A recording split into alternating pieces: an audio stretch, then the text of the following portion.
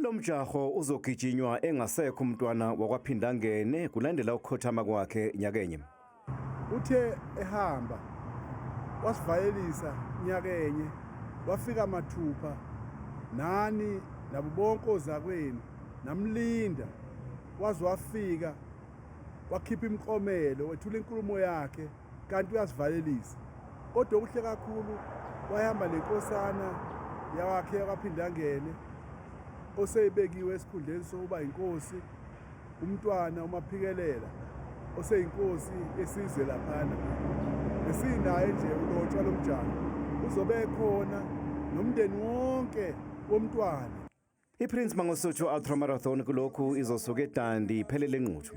Lukhulu iqhaza elibanjwa yilo mjaho ekuthuthukiseni umnotho walamadolobha asenyakatho yeKwaZulu Natali.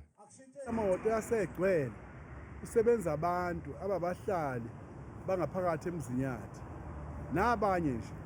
Kukhona abantu abadlayo kade befikile belala la beyithengela ukudla, amafruit nakho konke imisebenzi ukudla nje okuphekwa abantu abakuthandayo kwesintu.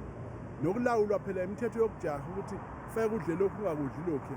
Ndawo zombili ke indumeni okuyiDandi nenquthu yakwethu edolobheni. Abo bonke abantu khona nababazayo, khona Nkosi yami nabashuka izikhumba benze yonke imisebenzi yeshukwayo.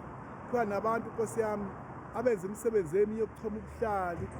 Lo mgijimo ungamakhilomitha angama-52 kanti unomklomelo.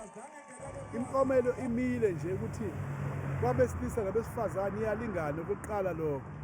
Ikhulu ley'nkulungwane kophuma number 1 bese kuba kulandela owesibili, owesithathu kanjalo kanjalo.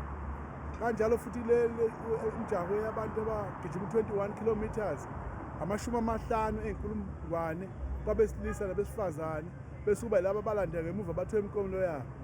Umgijimo iPrince Mangosuthu Ultramarathon nyakenye wanqotshwa unsindiso mphakathi kwabesilisa kwathi kwabesifazane kwanqoba uShalmith Muriuki waseKenya.